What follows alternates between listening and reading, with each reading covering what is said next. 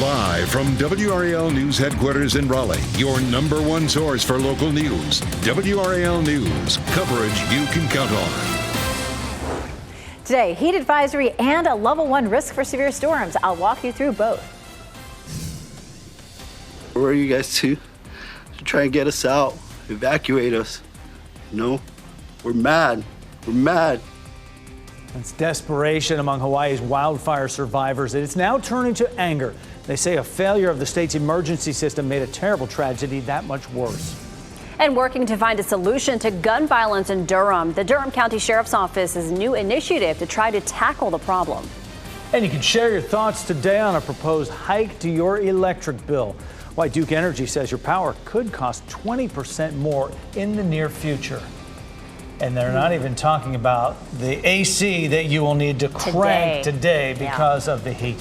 Welcome to your Monday. I'm Jeff Hogan. And I'm Michelle McConaughey in for Renee Chu. Yeah, we have some dangerous heat for today. We're also under a level 1 and in some areas level 2 risk for today. Meteorologist Elizabeth Gardner has been tracking these really dangerous temperatures that a lot of us are going to see today. Yeah, where that level 1 risk covers almost the entire viewing area. It is level 2 up in Northampton County. Damaging wind would be our biggest threat for today and an isolated tornado. But typically when we have a level 1 risk, we don't see a lot of widespread severe storms, but 1 or 2 of those could produce some wind damage. We take a look at Futurecast for today, and we start off clear this morning. It's pretty sunrise in progress. A few clouds pop up around lunchtime, and between 4 and 5 o'clock, we start to see some cells developing. It's likely that we'll see some of those during the evening commute, a few of those around 6 o'clock, but intensifying potentially between 7 and 8 with a line starting to develop, especially along the I-95 corridor. That would bring us our best chance of any severe storms. That begins to move eastward, and of course, after we lose our daytime heating, a lot of that will begin to fizzle out.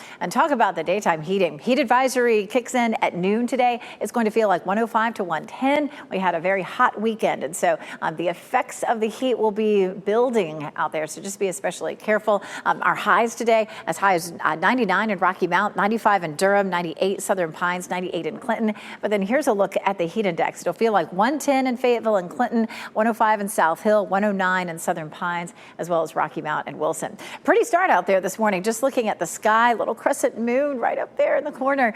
77 degrees, though, with a dew point of 72, so it already feels oppressively warm out there. Temperatures will be in the mid-90s by lunchtime, and we climb to 97 for our high this afternoon. We look ahead to tomorrow. Tomorrow is going to be a WRAL weather alert day because we have a level 2 risk for severe storms across the triangle north and west. Not only could we see damaging wind, but some flooding's possible. We'll go through the timeline coming up. Brian. 6:02 right now. We're still watching these delays on 87 southbound coming in from Knightdale back toward Raleigh. This is that live camera out at Hodge Road. We have some construction, it appears, out there on the Neuse River Bridge, and also reports of a earlier crash. It looks like that crash has cleared, according to the latest information I'm getting from Raleigh 911, but we're still seeing some heavy delays on that southbound side. A 16-minute backup showing up right now on sensors. If you were trying to come in from Knightdale toward the Beltline this morning, use 64 Business or New Bern Avenue. That will save you some time. Those backups now on 87 southbound begin all the way back at the 540 interchange. Brian, thanks. First responders are ready for more calls today because of the intense heat. WRAL's Laura Levine joins us now from Durham as our team coverage continues. And Laura, a good idea for folks get their outdoor work or activities done early today. Yeah, Jeff, about 10 minutes ago, we actually saw a guy taking his morning jog here at Durham Central Park. You know, this place is very popular for people who want to get outdoors, maybe take their kids to the playground, but they're going to need a lot of water and one of these, okay, a fan to stay cool. Now, Durham is one of about 17 counties in the state right now that will be under a heat advisory. So if you are spending some time outdoors, it's very important to stay hydrated. That's just one key to all of this, but you also want to monitor your symptoms. So if you're feeling a bit dizzy or sick, you want to find some shade or get inside quickly. First responders in Wake and Durham counties are preparing for an increase in heat-related calls. Wake EMS seen an uptick of these calls already over the weekend. And that heat advisory is going to be from noon until 8 p.m. But we're going to be seeing and feeling triple-digit heat early this afternoon. Laura Levine, WRAL News, live in Durham. If you need relief from the heat, Wake County's cooling stations will be open today and tomorrow. You can stay cool at public libraries during their normal business hours. Cooling stations will also be open in the county's Health and Human Services buildings in Raleigh and Cary, and at the regional centers in Zebulon, Wake Forest, and Fuquay-Varina. Those will be open from 8:30 this morning until 5:15 this evening. The Hawaii National Guard is helping with search and recovery efforts in the deadliest wildfire in the U.S. in more than 100 years. Teams are going from building to building, inspecting the damage in Lahaina. Local officials announced at about 4 o'clock this morning that the number of confirmed dead now stands at 96.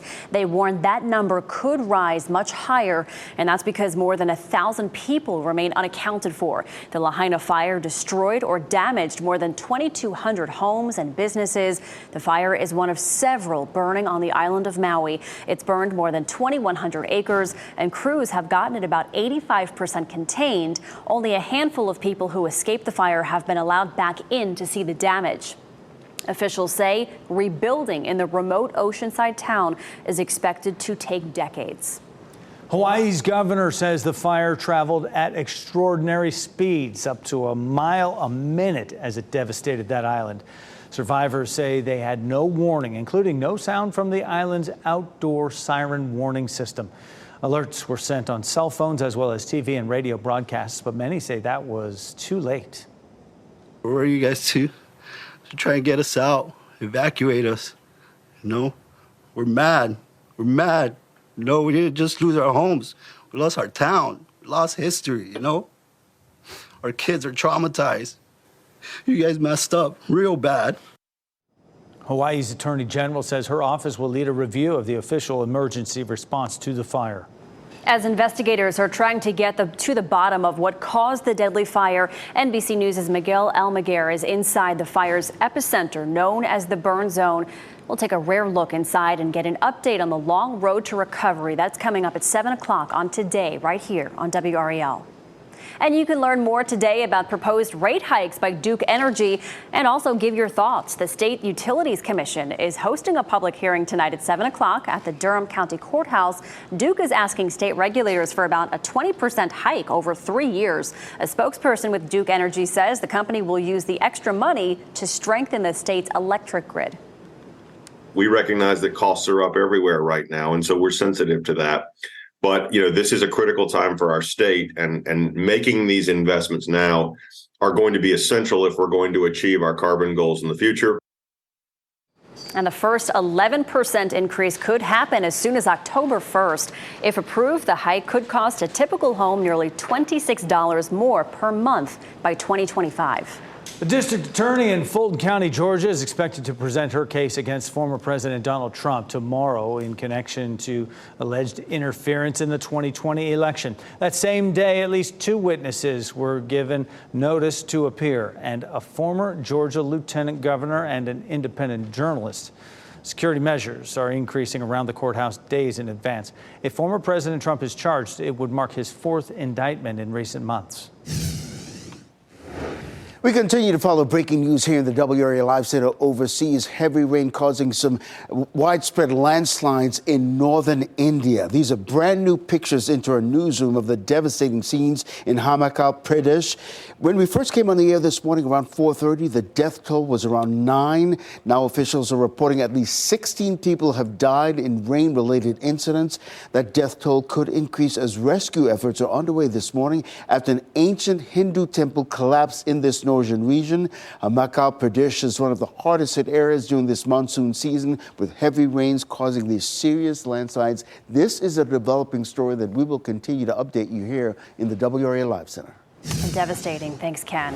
Well, state lawmakers are getting back to work today at the General Assembly. That's where you're looking live. The legislature is returning to session today after a month-long break. The state house is expected to take up as many as 6 veto overrides this week. They include bills loosening rules for charter schools, restricting the rights of LGBTQ+ teens, and revamping the state's building code rules. They're not expected to vote on a budget yet, though. Legislative leaders say they haven't yet reached a deal on their $30 billion spending plan. That was due July 1st. For a full breakdown of what lawmakers are expected to vote on this week, you can visit nccapital.com. Happening today, Durham County Sheriff Clarence Burkhead will give an update on an initiative for the county designed to reduce violent crime. It's called Project Safe Neighborhoods, PSN for short. Sheriff Burkhead says the goal of PSN is to reduce violent crime, not by increasing arrests, but by addressing repeat offenders by connecting them to resources and job opportunities. The initiative itself is not new to Durham, but it is new to the sheriff's office. The sheriff says the gun violence problem in Durham is causing law enforcement to try any type of solution. Proliferation of guns in Durham is like I've never seen before. Project Safe Neighborhoods is a proven strategy that's been around for 20, 25 years. And I think we are at a point to where we need to try everything to save our communities, certainly to save our youth.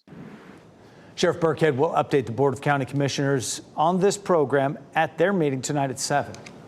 Dozens of news organizations are demanding answers from police after officers raided a newspaper in Kansas.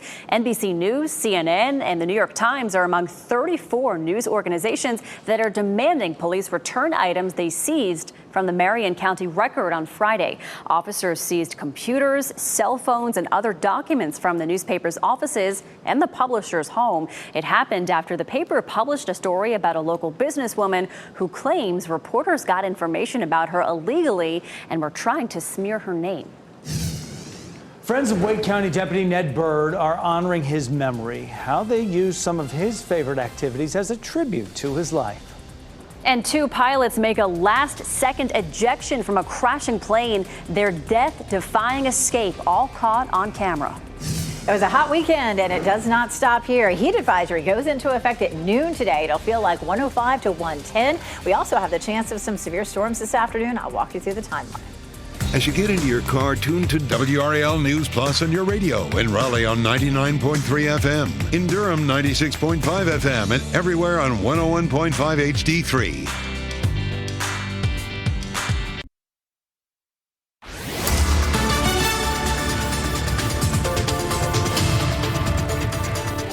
6:13. It's going to be another hot day for us today. We have a heat advisory that kicks in at noon. It'll feel like 105 to 110, and it was already a hot weekend. So cumulative effects for heat on the human body. Each day that it's hot like this, you have an increasing chance of having heat-related injuries or illnesses. So be careful out there today. We also have a level 1 risk for our viewing area today, except Northampton County's level 2. Isolated wind damage possible with storms developing late afternoon and continuing into the evening. We're going to walk through the timeline coming up. In Wilson, 75, 77 in Durham, and 79 in Fayetteville. Our skies are clear right now, but I would take along the umbrella, just tuck it in your bag, your purse. Make sure you know you have it for later today. We'll likely have some storms that develop around the time of the evening commute, and they may be more intense.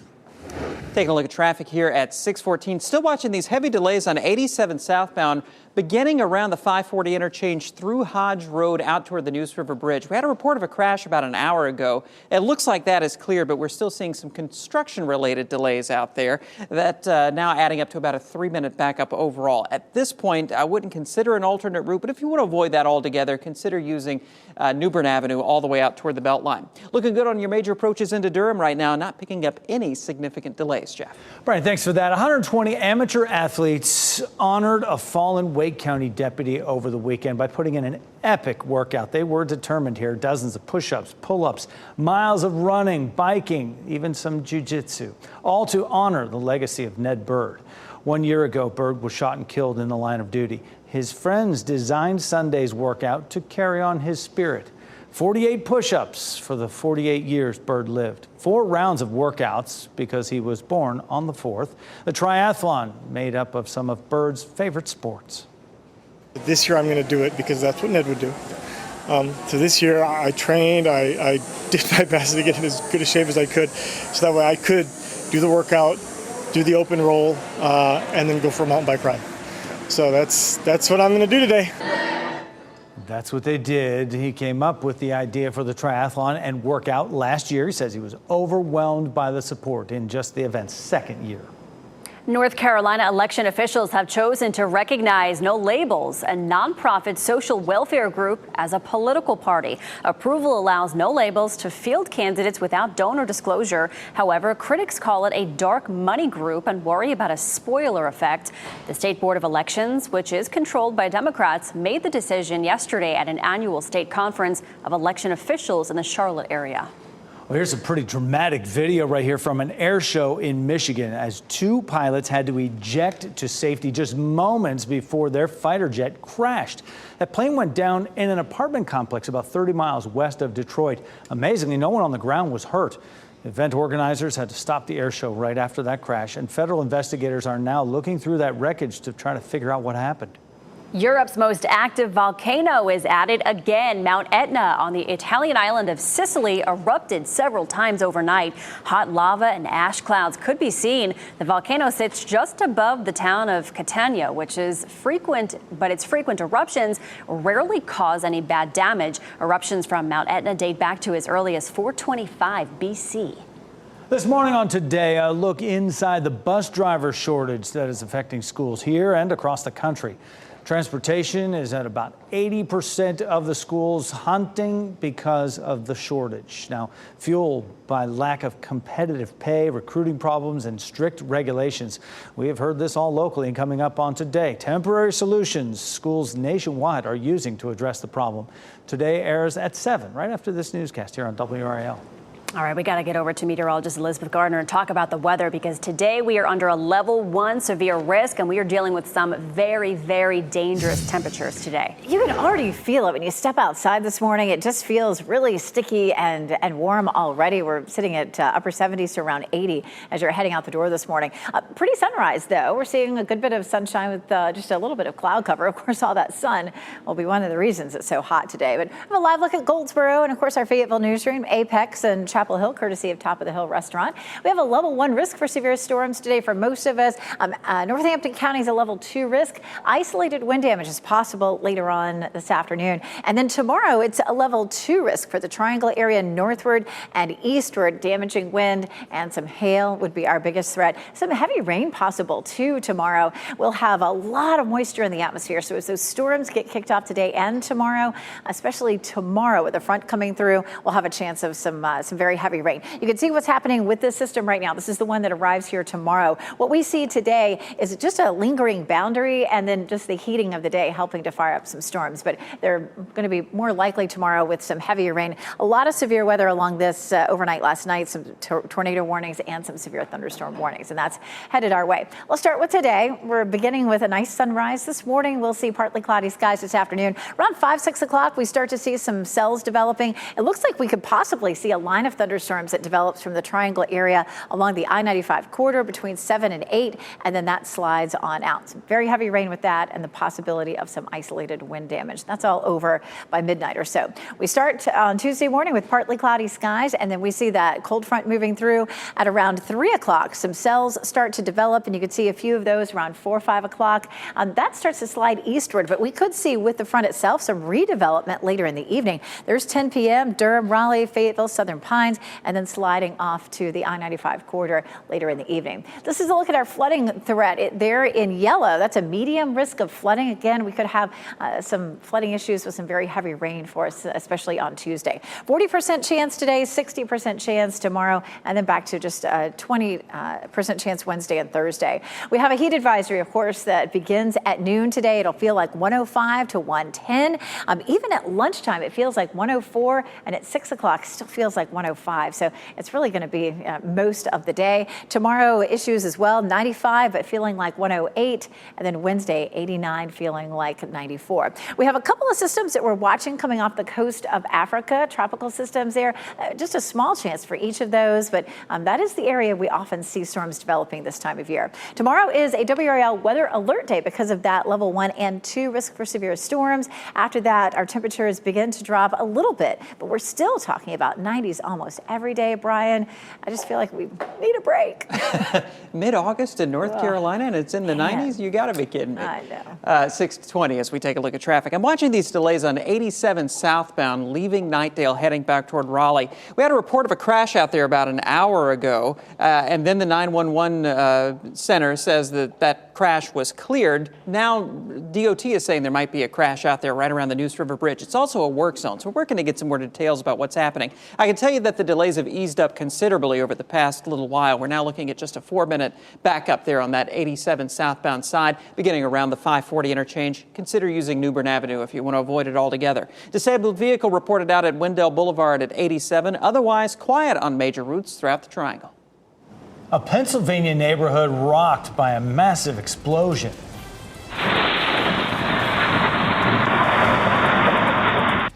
I'll tell you why investigators say it could take years to find out what happened and caused that home to explode, leaving 5 people dead.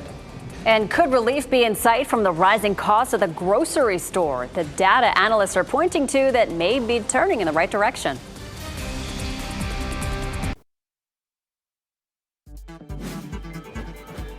This What's Trending report, sponsored by Rug & Home.